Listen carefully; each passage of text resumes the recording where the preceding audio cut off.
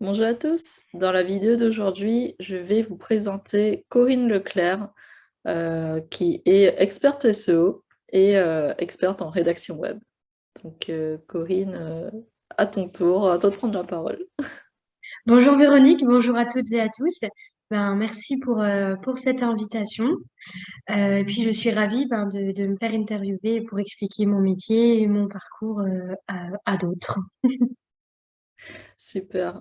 Du coup, est-ce que tu pourrais te présenter et présenter un petit peu ton parcours professionnel? Qu'est-ce que tu as fait avant le SEO et pourquoi le SEO? Moi j'ai un parcours un peu singulier. En fait, j'ai fait des études en tourisme, j'ai fait un BTS pour être agent de voyage. Et puis en fait, ça m'a pas vraiment plu. J'ai cherché un travail, voilà, parce que j'avais besoin d'avoir un travail. Et puis je suis tombée par hasard sur une personne qui cherchait un rédacteur ou une rédactrice dans le web. Comme j'avais fait un bac littéraire, j'ai postulé et ils m'ont pris en fait. Et puis au départ, j'étais simple rédactrice pour les fiches produits des sites e-commerce qu'on avait. Puis ensuite, j'ai commencé à prendre le référencement. Après, je m'occupais aussi des réseaux sociaux. Voilà, donc je faisais vraiment pas mal de choses, tout ce qui est dans le digital, quoi. Et puis ensuite, en 2016, j'ai décidé de me lancer à mon compte et de proposer mes services à plusieurs entreprises différentes parce que j'aime travailler sur des projets différents, pas toujours chez un simple annonceur en fait. Je trouve ça sympa d'avoir différents points de vue, différents projets. On apprend des choses aussi quand on est rédacteur web, on apprend plein de choses sur des domaines qu'on connaît pas. Voilà, c'est un métier vraiment que je trouve très intéressant. C'est vrai on peut vraiment estimer que les métiers, on va dire, du référencement web, parce que pour moi, je pense comme pour toi, il y en a plusieurs dans le sens où on a la technique, la partie édito, la partie netlinking, qui fait que c'est un métier quand même très riche, où on s'ennuie pas du tout, parce que voilà, on peut à la fois travailler sur de la technique avec du développement de code, entre guillemets, savoir au moins lire le HTML, ça c'est hyper important. Euh, et la partie éditoriale, faut pas avoir le syndrome de la page blanche, quoi, pour pouvoir vraiment avoir de l'inspiration et rédiger même des meta tags ou encore des H1, H2, ce genre de choses. Oui, c'est vrai que le syndrome de la page blanche, c'est un des gros problèmes des rédacteurs. Ouais. Il y a des petites techniques, en fait. Par exemple, s'inspirer des articles qui sont déjà faits sur le sujet, chercher ses propres informations. Voilà, moi, c'est ce que je fais souvent quand je suis un peu à court d'idées, je regarde ce qui se fait sur la première page de Google et ça m'inspire. Alors, je ne copie pas, attention, c'est interdit de copier, mais je m'inspire de ce qui se fait. Puis après, j'ajoute aussi ma touche à moi, ma touche de rédactrice. Puis bien entendu, après, pour les méta tags, essayer de se différencier, puisque le titre, le meta title, c'est vraiment ça qui va faire que les gens vont cliquer. La méta description aussi. Voilà, c'est ce que j'essaie d'expliquer à chaque fois aux gens aussi que je forme, aux élèves, aux chefs d'entreprise, que c'est très important cette étape-là et qu'il faut pas la louper puisque c'est ce qui va faire que les gens vont venir sur notre site, hein. Ils ont 5 secondes pour juger s'ils aiment le titre ou pas, la description ou pas. Voilà, c'est vraiment une des parties cruciales du référencement. Ah oui, oui, tout à fait. Et en plus, c'est vraiment via une requête qu'un internaute va taper pour trouver de l'information. Si on a des meta tags très attirantes, un title, une méta description, voilà, qui parle à l'internaute, on a toutes les chances, voilà, de récupérer ce clic et de faire venir cet internaute dans notre site web. J'aime souvent comparer vraiment le référencement, surtout la partie meta tags, à un panneau un peu publicitaire qu'on va mettre sur voilà, une ruelle ou dans une avenue hein, finalement et dire aux visiteurs bah, venez sur mon site, venez dans notre boutique en quelque sorte. Oui, c'est ça, c'est la vitrine de de notre magasin, mais sur le web. C'est C'est exactement ça. Puis après, ben, quand les gens ils cliquent sur le site, c'est pareil, le site, il doit leur donner envie de soit d'acheter les produits, soit de contacter la personne ou l'agence pour ses services, quoi. Donc, c'est cette partie-là aussi de rédaction est très importante. Intégrer des contenus de type vidéo, images de qualité, voilà, faire pourquoi pas des livres blancs, des fichiers PDF complémentaires pour certains produits.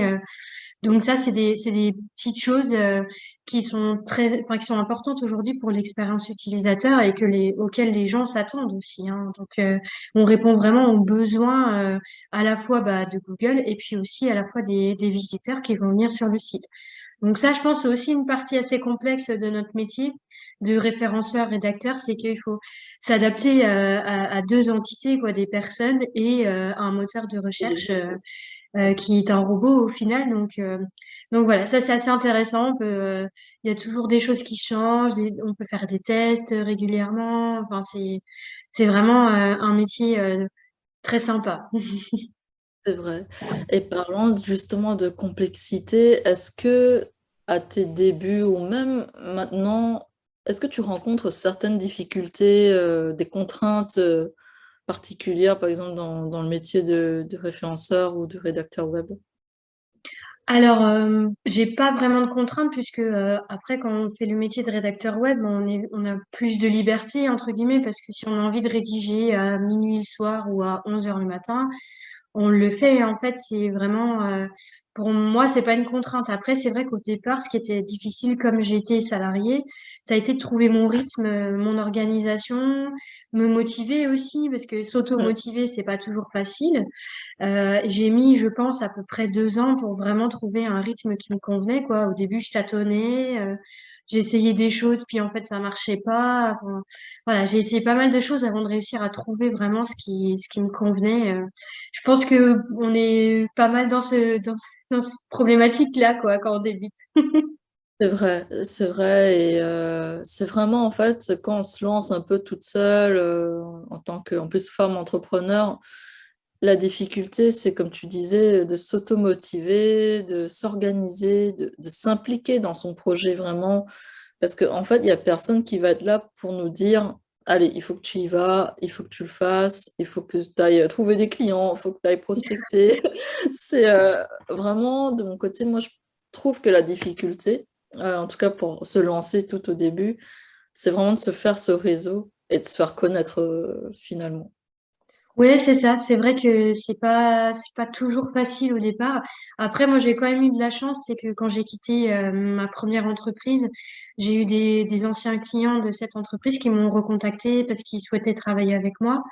Donc, c'est aussi ça qui m'a, on va dire, boosté à me lancer parce que ben, en fait, je me Ouais. suis dit, ben, je vais pas commencer à zéro, j'aurai quand même un minimum de revenus. Et puis, ben, j'ai aussi fait le pari de me développer dans une petite ville. Et quand j'ai vu que ça marchait, je me suis dit, mais en fait, peu importe où j'irai, ça marchera si j'ai réussi à le faire ici, quoi. Donc, euh, donc voilà, moi, ce que je voudrais dire aussi aux personnes qui se lancent, c'est n'ayez pas peur, peu importe où vous êtes. Et ben, si vous êtes vraiment motivé par votre projet, qu'on Mm. sent que vous êtes passionné, ben voilà, que vous voulez réussir, ben ça viendra. Juste, il faut de la patience aussi, un petit peu de Exactement. patience. C'est ça, en fait, quand on y croit vraiment à un projet, surtout quand on se lance en entrepreneuriat avec sa société, faut vraiment laisser personne vous dire des choses ou vous décourager. C'est la pire chose qui puisse arriver pour ne pas avancer et se dire, OK, je fais ça, je m'arrête là, ou prendre vraiment trop de temps, en fait, pour concrétiser les choses, si j'ose dire. Oui, oui, c'est vrai que j'ai fait aussi cette erreur-là au départ, c'est que j'écoutais en fait des conseils qu'on me donnait et à un moment je me disais mais non mais c'est pas moi et il faut que j'arrête d'écouter ce qu'on me dit, il faut que je fasse ce que moi je sens qui est bon pour moi et mon business en fait. Et puis en fait, je me rends compte bah, que ça fonctionne mieux que si j'écoute les conseils qu'on me donne. Alors des fois, c'est des bons conseils, et je pense pas que ça part pas d'une mauvaise intention. C'est juste Mm. que c'est pas toujours adapté à tout le monde et que voilà, je pense qu'on peut écouter les conseils des gens, en appliquer certains, mais faut vraiment faire un tri, voir ce qui nous convient à nous et ne pas se dire, ah, parce que telle personne m'a conseillé ça, je dois le faire, en fait. Parce que des fois, il y a des gens qui ont une entreprise depuis quelques années et quand on débute, on a tendance à les écouter, à se dire, ah oui, oui, si lui, ça marche ou elle, ça fonctionne parce qu'ils ont fait ci et ça, je vais faire pareil. Et en fait, bah non, parce que on perd sa personnalité aussi, en fait. C'est faut essayer de, voilà, surtout dans ce métier de rédacteur web, chacun a son petit style, chacun a sa façon de faire. Et donc, si on essaye de copier les autres, eh ben, on va vite se perdre, voilà, les clients vont se rendre compte, en fait, au bout d'un moment aussi qu'il y a quelque chose qui cloche, dans notre façon de faire. C'est ça. En fait, vraiment, l'entreprise bah, qu'on fonde, qu'on crée, doit refléter un peu notre parcours, notre personnalité et notre différence finalement. Parce que d'un rédacteur web à l'autre, d'un référenceur à l'autre, qu'est-ce qui fait qu'on va plus nous choisir nous que d'autres? C'est peut-être parce que voilà, on a un parcours qui est un peu différent, on a des spécialisations qui est complètement différentes. Et d'ailleurs, j'allais te demander, avant de fonder ton entreprise, est-ce que tu as travaillé un peu en agence ou tu t'es vraiment formé en autodidacte et let's go, tu fondes ton agence comme une guerrière, quoi. Bah, en Ouais, fait, ouais, c'est mon premier travail où je me suis formée. J'y suis restée 3 ans et demi. C'était une agence. Alors au début, on était annonceur et à la fin, c'était une agence de com. Et d'accord. donc, on avait des sites de vente pour tout ce qui était produits de protection de la maison, détecteurs de fumée, monoxyde de carbone, cadenas, coffre-fort. Donc bon, écrire des fiches produits sur ce sujet-là, c'était pas toujours ce qu'il y a de plus intéressant, mais ça a été très très formateur pour moi au final, hein. C'est sûr que quand on commence dans des produits, on va dire, pas très sexy, pas très inspirants, une fois qu'on a trouvé un peu les techniques de rédaction web, c'est vrai que voilà, on peut écrire un peu sur tout, quoi. Exactement, c'est ça. Et puis comme c'était des sujets que je maîtrisais pas, ben j'ai appris à chercher. Et ça, c'est aussi quelque chose que j'avais eu grâce à ma formation en BTS. En fait, ils nous apprenaient à, quand on connaissait pas quelque chose sur un pays, à chercher par nous-mêmes sur Google ou dans des livres ou voilà, tout ce qu'on avait comme support à disposition.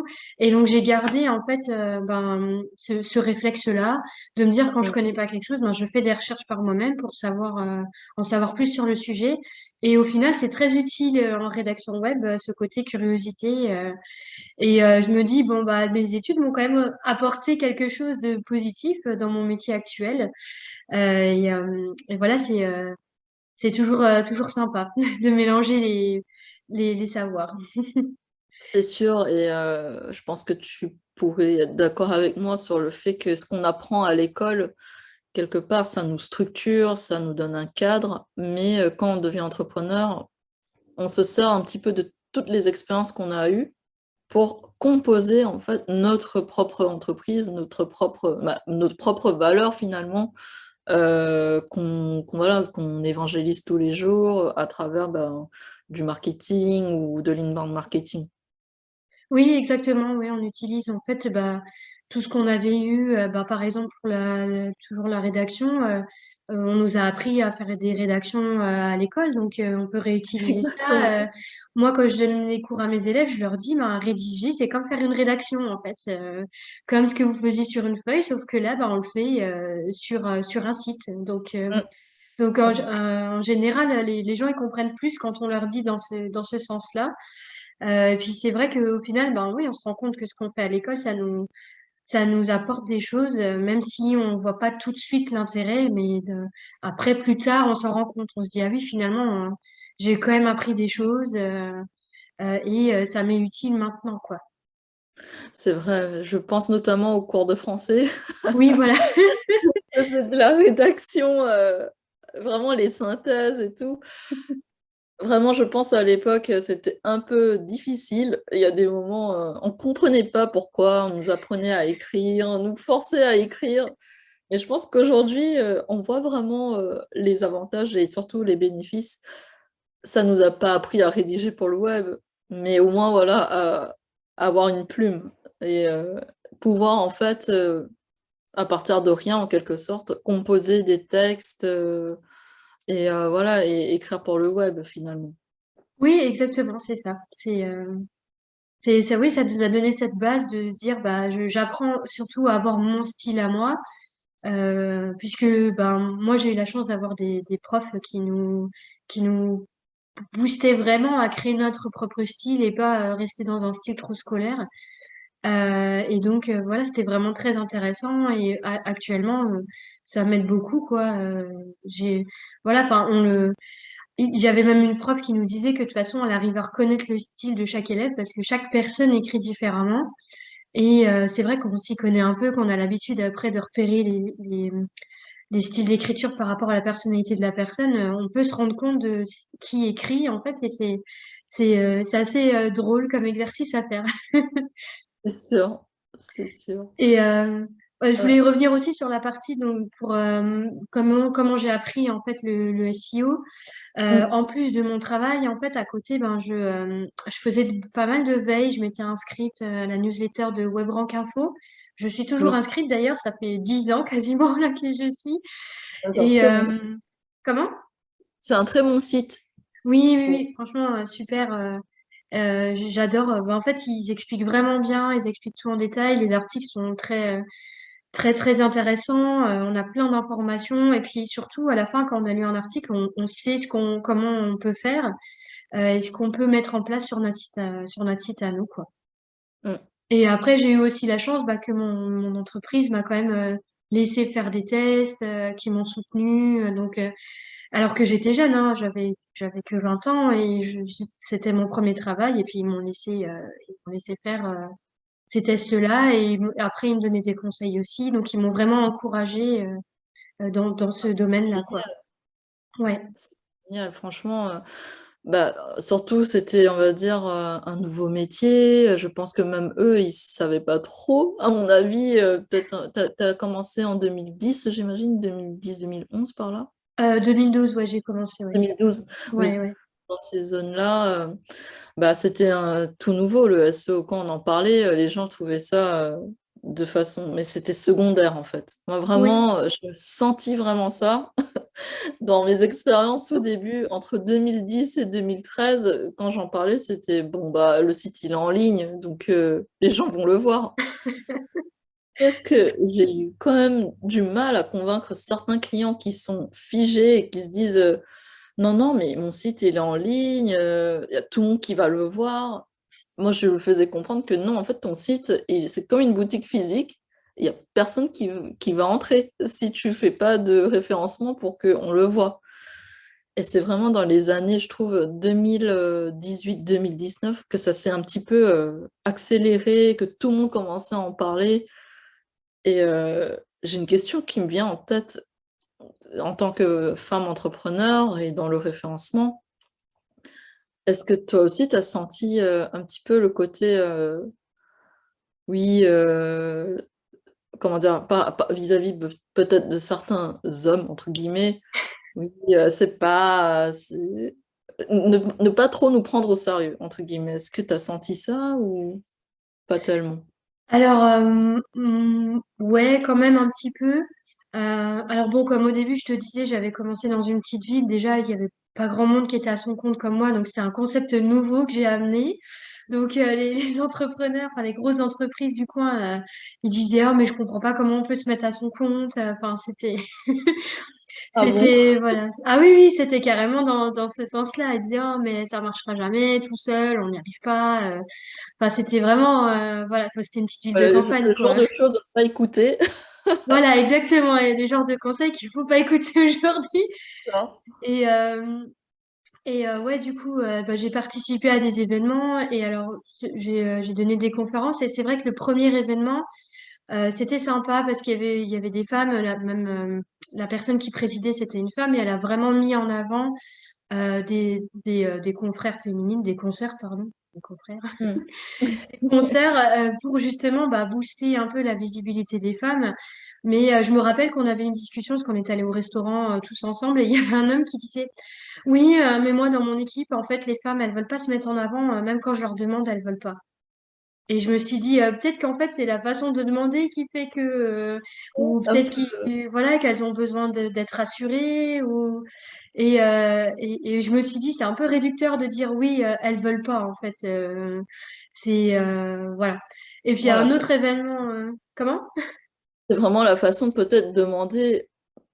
Parfois, peut-être, certains hommes demandent aux femmes, entre guillemets, de se mettre en avant pour les mettre en avant, Oui, c'est mais ça. parfois, c'est un peu marketing, peut-être aussi, de dire aux femmes de se mettre en avant, mais finalement, c'est pas vraiment voulu, quoi. C'est plus pour dire, mettez-vous en avant. Oui, oui, en gros, c'est ça, je pense. Moi, je l'ai compris dans le sens là aussi, tu vois. Et, Mm. et pareil, un deuxième événement où j'avais fait une conférence, bah, j'étais très surprise parce que sur toute la journée, on n'était que deux femmes et je crois que tout le reste, c'était, bon, on devait être 10 ou 12 intervenants en tout. Donc, je me suis dit, bon, en fait, ils ont mis leur quota de femmes et voilà, enfin, j'étais vraiment très surprise. Et surtout, moi, je me suis retrouvée en face d'une pointure du SEO. Donc, parce qu'ils mettaient des conférences, deux conférences dans deux salles différentes. Et puis, ben, du coup, moi, je me suis retrouvée avec beaucoup moins de monde parce que, bah, ils m'ont mis en face d'une personne effectivement, qui a du poids, qui est très connue. Et mais je leur ai même fait la réflexion. Je leur ai dit, ben, vous auriez pu éviter de me mettre en face de lui. Et déjà qu'on est que deux femmes. Et voilà, enfin, du coup, ça m'a vraiment, ça m'a, ouais, j'étais étonnée. En fait, je me suis dit, bon, c'est pas comme ça qu'on va mettre les femmes en valeur, quoi. Non, c'est sûr. En plus, comment dire, quand même, entre guillemets, les hommes dans le référencement, ils ont comme une petite légitimité en plus, entre guillemets. Maintenant, ce n'est plus trop le cas, hein, parce que voilà, je pense qu'on s'en est rendu compte, les femmes SEO font tout aussi bien le travail, voire peut-être parfois sont plus dans le détail, elles sont plus dans la partie édito, parce qu'elles sont plus inspirées peut-être par certains faits ou autres. Mais c'est vrai que dans certains événements, on sent que les hommes speakers, ils vont peut-être avoir plus d'audience que les femmes speakers, même si ça tend maintenant à vraiment s'équilibrer. Mais c'est vrai que quand j'étais bon, présidente du SEO Camp, on a toujours quand même essayé de faire en sorte que ça soit le plus équilibré possible, mais même en termes de sujets, que les sujets qui sont dans les différentes conférences, les différentes salles, soient à peu près au même niveau. Si on parlait d'international, en face, on allait sur quelque chose peut-être aussi dans cette veine-là, dans le multilinguisme ou autre, pour pas que justement il y ait trop de disparités et que voilà, dans une salle il y ait trop de monde et dans l'autre il y a moins de monde. C'est Oui, vraiment l'idée d'équilibrer. oui, ben ça, je trouve c'est une très bonne idée. Voilà, c'est pour pas mettre plus en avant une personne qu'une autre, en fait. Je pense que c'est pas mal d'avoir fait comme ça. C'est sûr. Et est-ce que de ton côté, justement, j'ai une question qui me venait comme ça. Est-ce que tu as des outils SEO que tu aimes bien, que tu recommanderais à des étudiants ou à des novices qui commencent? Bah moi, l'outil que j'utilise au quotidien et qui du coup est adapté à un petit budget aussi, c'est Uber Suggest de Neil Patel. Je trouve qu'il est vraiment bien. Bah moi, je paye 29 € par mois et en fait, ben voilà, je peux mettre mon site et suivre le référencement. J'ai des conseils aussi qui me sont donnés par mail plus sur la plateforme. Je peux Mhm. faire des analyses de mots-clés pour mes clients.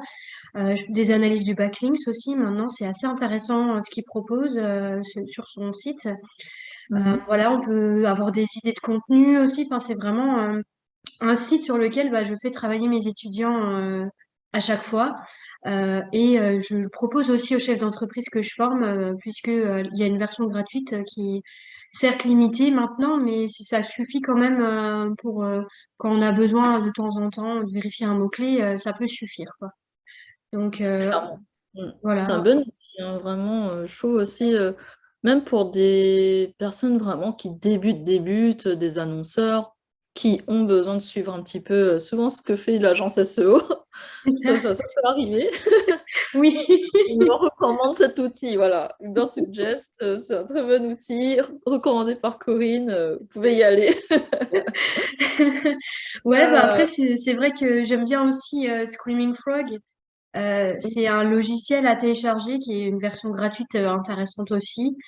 Et celui-là, c'est plus pour le côté technique du site. Donc, s'il manque des H1, s'il manque des H2, si les métadescriptions sont trop longues, enfin, il y a plein de choses comme ça. Donc, vraiment, pour tout ce côté technique, j'utilise Screaming Frog. Et puis, pour le côté intention de recherche, backlinks, eh ben, je vais utiliser Ubersuggest. Donc, C'est voilà. Et pour la rédac, parfois, j'utilise 1.fr oui, pour des sujets vraiment très, très pointus où il y a de la concurrence. Et sinon, bah, je fais aussi mes textes moi-même en fonction des résultats que je trouve sur Google. Je m'inspire, je regarde ben, ce qu'ils font, quels sont les mots-clés, le vocabulaire qu'ils utilisent. Et voilà, je m'inspire de ça pour faire mon texte, quoi. super. Franchement, super conseil et super outil, recommandé. Je ne sais pas si tu as quelque chose à ajouter, un conseil pour tous ceux qui n'osent pas encore se lancer en entrepreneuriat, dans le web ou dans le SEO.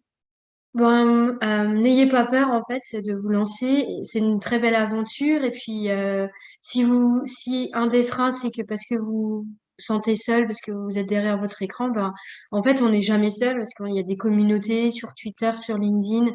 Je suis inscrite aussi sur un Slack crème de la crème. Enfin, il y a énormément de communautés aujourd'hui qui font que on se sent pas seul et quand on a besoin de conseils, et ben on peut faire appel à ces communautés, demander bah, tout ce qu'on a besoin en fait dans sa vie entrepreneuriale. Je sais pas moi, une couverture sociale, une assurance pro, comment trouver des clients, sur quelle plateforme on peut s'inscrire pour gagner sa vie convenablement, comment bien faire son site internet, qu'est-ce qu'on peut mettre dessus pour se démarquer. Enfin voilà, tous ces genres de problématiques en fait, on peut les partager avec des autres personnes dans le même cas que nous. Et pourquoi pas bah, se rencontrer en vrai ou faire comme nous, voilà, faire des interviews, voilà. Et moi, je trouve ça très enrichissant. J'ai fait plein de belles connaissances grâce à LinkedIn notamment. C'est clair. Merci beaucoup à toi, Corinne. Et où est-ce qu'on peut te suivre? Alors, je suis sur LinkedIn, donc Corinne Leclerc, c'est le référencement. On a une page aussi qui a été créée. Et depuis le mois de novembre dernier, on est aussi sur Instagram avec CL Référencement. Et sur mon site internet clréférencement.com. Super. Bah, n'hésitez pas à suivre Corinne et surtout, abonnez-vous à ma chaîne pour vous tenir au courant de toutes les nouveautés sur le référencement. À bientôt!